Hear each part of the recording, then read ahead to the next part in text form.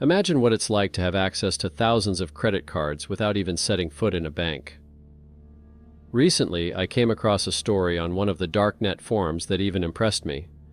It's the tale of how a group of fraudsters built a massive business by stealing credit card data using fake POS terminals. They created a service where you could buy almost anything, from a new smartphone to renting a supercar, all at an unbelievable discount. Curious how this system worked from the inside? Then get comfortable. We're starting right now. Initially, we were engaged in ordinary phishing. We created fake websites of banks, payment systems, and popular online stores. We sent fake emails that looked like official messages asking people to enter their data. People often did not notice the difference and left their logins and passwords. This was how we gained access to the accounts, but over time, it became clear that this method was not working well. We needed something more, something that would allow us to receive card data consistently and in large volumes. One day we came across a thread on a forum about skimming, and it aroused great interest. The idea was simple. POS terminals, through which all transactions in stores were processed, could be the key to collecting a huge amount of data. Instead of looking for individual victims, we could obtain data from thousands of cards by simply modifying the equipment. At first, we bought some basic skimmers on forums. These were devices that captured data from the card's magnetic stripe when a customer made a payment through the terminal. We tested them on small objects, such as small shops and cafes, but we quickly realized that this was not enough. Banks were increasingly requiring PINs to confirm transactions, and we could not do with just magnetic stripe data. Then we came up with the idea to improve the technology. We had a guy in our team who was good at electronics and programming. He disassembled the terminal and found a way to integrate a keylogger into it. It was a breakthrough. The keylogger recorded every keystroke when a person entered their PIN. The information was stored along with the data from the magnetic stripe, and we got full access to the card.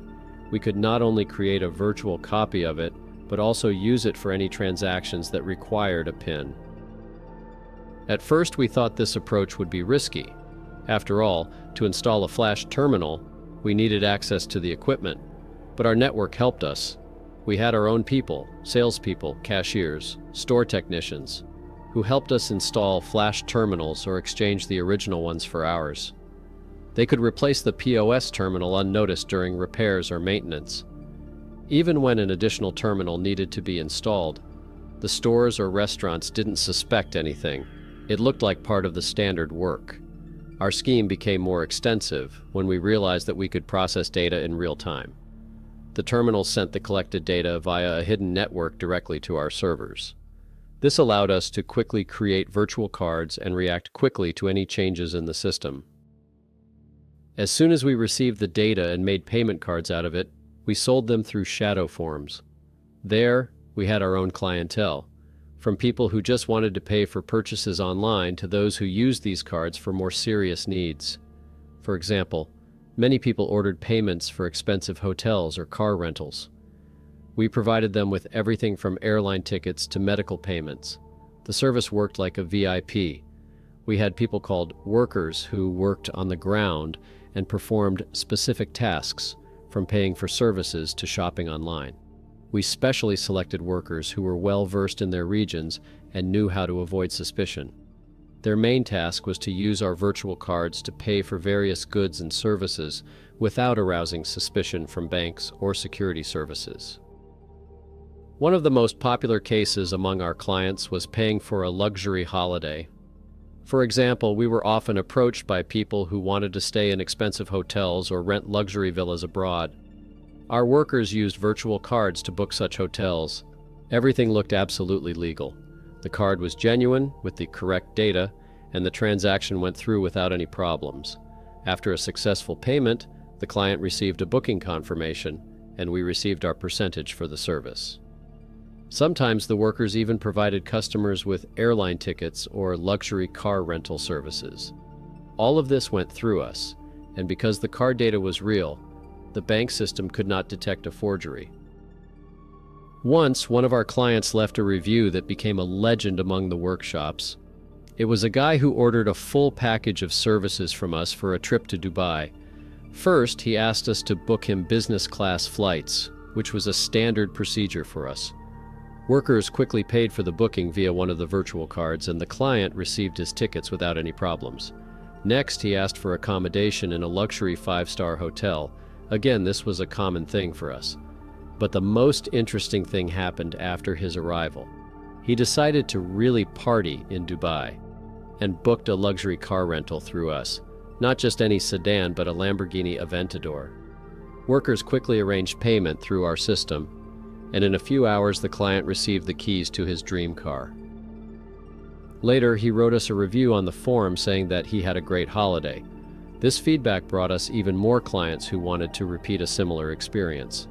Every time someone told us how royally they had a good time thanks to our services, it created a stir on the forums. People knew that they could get what they dreamed of for much less. Another popular trend is online shopping. People who ordered virtual cards from us often use them to make purchases in large online stores. Especially popular were expensive goods such as electronics, branded shoes and clothing, and jewelry. Workers helped customers make such orders using our cards. For this purpose, we had a network of so-called drops, people for whom the order was placed, and then the goods were sent to the client or a seller on the secondary market. This allowed us to avoid being tied to specific individuals and minimize risks. But our most interesting customers were truckers. They bought virtual cards to refuel their trucks at petrol stations.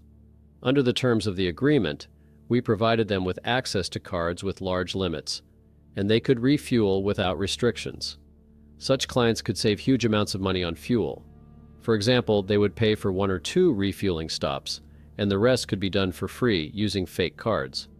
As a result, they were able to reduce their transport costs, which was very attractive to many drivers, especially those who worked on long routes. Workers also had another important function. They fulfilled individual orders that went beyond standard transactions. There were cases when a client wanted to pay for something more complicated, such as medical services abroad, or education in prestigious educational institutions. It was riskier because such transactions could attract more attention, but we had a well-established verification scheme.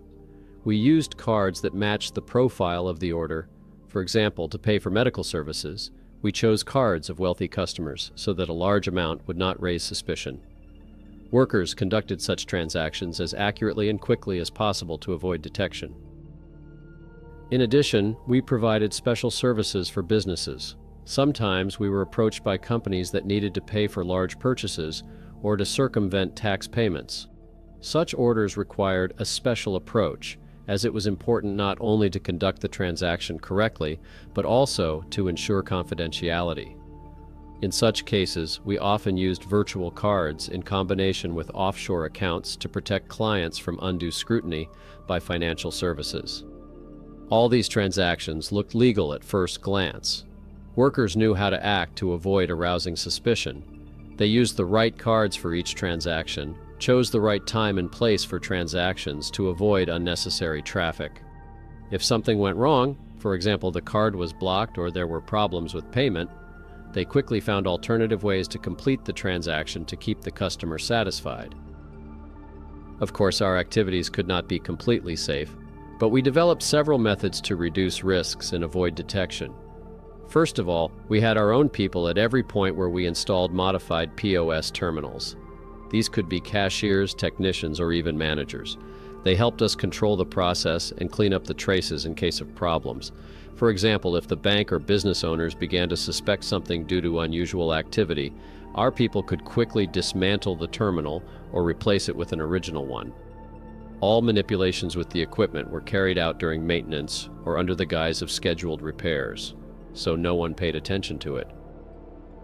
One of our main strategies was to move our terminals regularly. We never kept them in one place for too long. The shops, restaurants, or cafes where we installed the modified terminals changed every few weeks to avoid the accumulation of suspicious transactions at one facility. As soon as we saw that the turnover was starting to grow or that there were some strange requests from banks, the terminal was replaced with a new one or moved to another location. In this way, we constantly dispersed the activity, and it helped us avoid any serious problems. Another important aspect is transaction monitoring.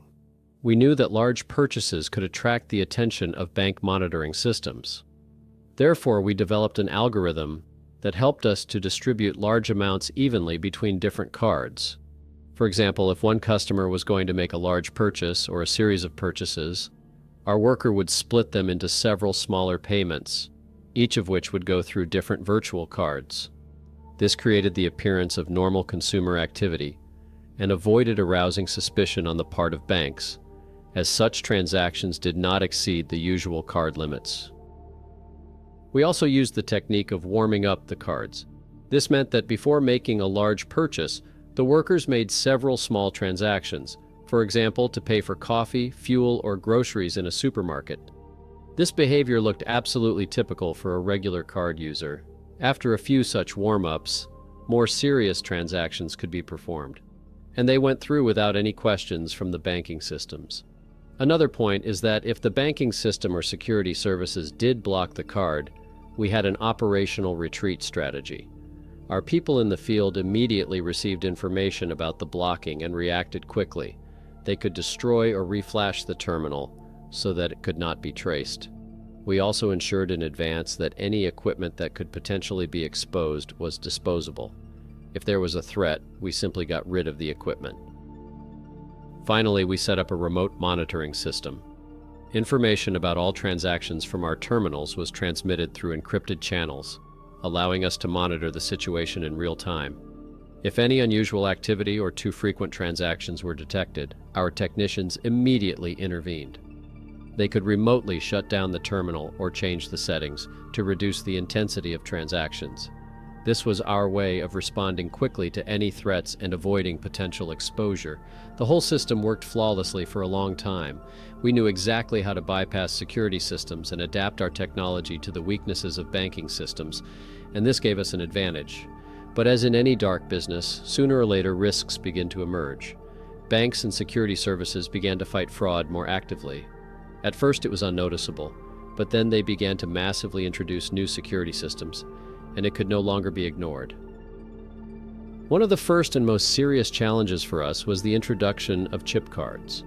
Before that, we used a magnetic stripe on the card, which contained all the necessary data to create a copy. But chip cards worked on a different principle. Each transaction generated a unique code, which made it much more difficult to counterfeit them. At first, we thought this was a serious obstacle for our business, but we didn't stop. Our team started looking for new ways. We began to study new methods, analyzing how these chips work, and even considered implementing skimmers that could read data from the chip. It was much more complicated and required more resources, but we found new approaches that allowed us to stay afloat. During this period, we also started to pay more attention to online fraud. Chip cards were more secure for physical transactions, but online payments remained relatively vulnerable. We began to actively use the data we had collected to create virtual cards that could work seamlessly for online purchases. Workers helped our customers make online transactions and pay for services and goods, even as physical terminals became less accessible to fraud. However, it was becoming more and more difficult to work with every year. Banks started using additional levels of authentication. 3D secure systems appeared, where to confirm a purchase, you had to enter a code sent to the cardholder's mobile phone. This complicated our operations. We tried to get around this by accessing the victim's phones through phishing attacks or special malware, but even this did not give a 100% guarantee of success. With each new barrier, we spent more resources, time, and effort adapting our technology to meet the new challenges. In addition, banks began to actively cooperate with government agencies and private companies specializing in cybersecurity. Special analytical systems were developed to track suspicious transactions, and algorithms became increasingly sophisticated. They started detecting and blocking fraudulent activities at an early stage. This hit our efficiency hard. We were forced to constantly change our schemes, hide, change terminals, and work in different locations to avoid attention from law enforcement agencies. One of the biggest blows was the introduction of biometric authentication systems. Banks began to implement face recognition technologies. These methods were virtually impenetrable to traditional fraudulent schemes, and this forced us to reconsider our approaches. More and more often, we felt like we were playing catch-up. Every new innovation in card and payment system security was another problem we had to solve. To stay afloat, we had to invest even more money in research and technology, and our revenues were no longer as stable as they used to be. Eventually, this constant tug-of-war between us and bank security systems became exhausting. We realized that we were playing against a system that was getting stronger every year. We felt that this business was no longer as reassuring as it used to be. Risks had increased, and it was becoming more and more dangerous to operate in this environment. Over time, despite the huge amount of money and success of our scheme, something inside me started to change. At first, it was a small doubt, something like an inner voice that I tried to ignore. The money was flowing in, we were living without worries, enjoying life and not thinking about the consequences. But the more I saw people using our services, the harder it became. I started to feel guilty. At first, I tried to justify myself. I told myself that I wasn't stealing directly, I was just helping others. Besides, it's a business. And if people want to heat up the system, why should I stop them? But every day my thoughts became more obsessive. I saw ordinary people falling into financial traps because of debits they didn't even understand where they came from. Many of the cards we used belonged to ordinary people, families with children, pensioners. And although we did our best to leave no trace, I realized that banking systems were beginning to notice strange transactions, and the consequences could be serious. I once read a news story on a forum that became a turning point for me. It was about a family who had lost all their savings due to fraudulent card charges. They were saving up for their child's treatment, but all their money suddenly disappeared. I couldn't know for sure if it was because of us, but this case stuck in my head. I could no longer sleep peacefully. Every day I was reminded that sooner or later it would all come crashing down, and I would be responsible for it. Gradually, these thoughts began to take up all my time. I no longer felt the adrenaline that I had at the beginning, when we first launched our scheme. Money stopped bringing me joy, and every transaction seemed like another step towards an inevitable disaster. I knew that if I got caught, it would be the end. But even more than the fear of exposure, I was tormented by the thought that I could no longer live with this burden. One day I made the decision to contact the FBI. It was not easy. I knew it would be the end, not only for me, but for our entire network. But I understood that it was the only way. I had been preparing for a long time, thinking through everything to the smallest detail. I knew that I would not be able to get out of this game alive on my own. Our organization was too powerful, and people in it did not forgive mistakes. Therefore, the only option for me was to agree on witness protection. I knew that the FBI was interested in such cases, and I was ready to offer them detailed information about the entire scheme in exchange for protection. I gathered all the evidence, transaction records, client lists, data on the workers, and started looking for contact with the agents. It was a dangerous process because any mistake could cost me my life. I knew that if someone from our team found out about my plans, I would be taken out quickly. But I acted cautiously and anonymously. The first contact with the FBI was through a secure channel. I explained the situation and told them I was ready to surrender if they provided me with a witness protection program. The response was not long in coming. The agency realized that I was not just a small fish and that I had serious evidence in my hands. They promised me full protection in exchange for detailed information about our entire operation, including names, schemes, and technology. I realized that this was my only chance for salvation. The surrender process was carefully planned. The FBI gave me clear instructions. They set up a meeting with me at a prearranged place. At that point, I no longer trusted any of our team, so I didn't even try to say goodbye or explain anything. I disappeared from their sight as suddenly as I had appeared. At the meeting, they immediately took me under protection. I handed them all the evidence I had: access to servers, transaction records, names of clients and workers. All this was used for a large-scale investigation. Soon, The FBI launched an operation aimed at exposing our entire network. Some key figures were arrested, others managed to escape, but the organization began to fall apart. I was transferred to a new location, my identity was completely changed, and I was provided with new documents and housing. Now I live under a new name, trying to leave the past behind. But even now, I sometimes find myself thinking about how it could have ended if I hadn't taken that step. It is difficult to live with the thought that you have betrayed your team, but I understand that it was the only way out.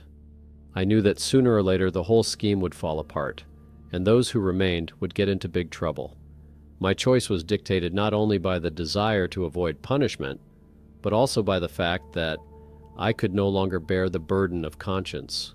So, despite the huge amount of money and success of our scheme, internal conflicts and guilt took over.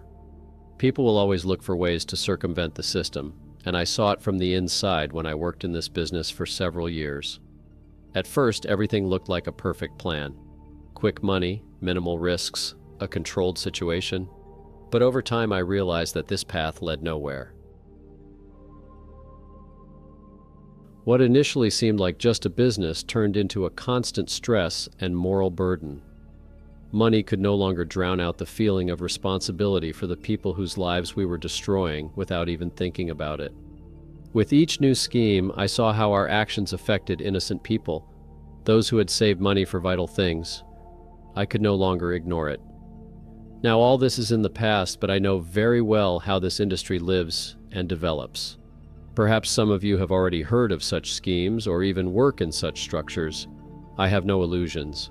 Such operations will always exist as long as there are those willing to take risks for money.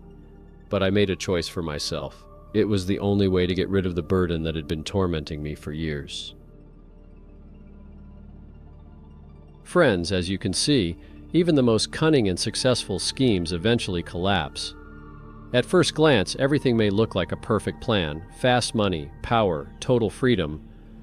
But there always comes a moment when the system finds a way to strike, and those who thought they were invincible find themselves at the epicenter of destructive consequences. The main character of this story made a tough choice. He saved himself, but lost everything he once considered important. The moral is simple. No matter how tempting the shadow world may be, it always turns into a trap. Illegal actions don't bring freedom. On the contrary, they take it away. Those who break the law for quick gain eventually pay the highest price: freedom, reputation, and sometimes even their life. So friends, remember, crime always brings punishment. Value your freedom and don't fall for the illusion of easy money. If this story moved you, share your thoughts in the comments. I'd love to hear your opinion on these schemes and their consequences. Let's discuss. If you enjoyed the video, give it a like and share it with your friends. It helps our channel grow. Thanks for watching till the end, and see you in future episodes.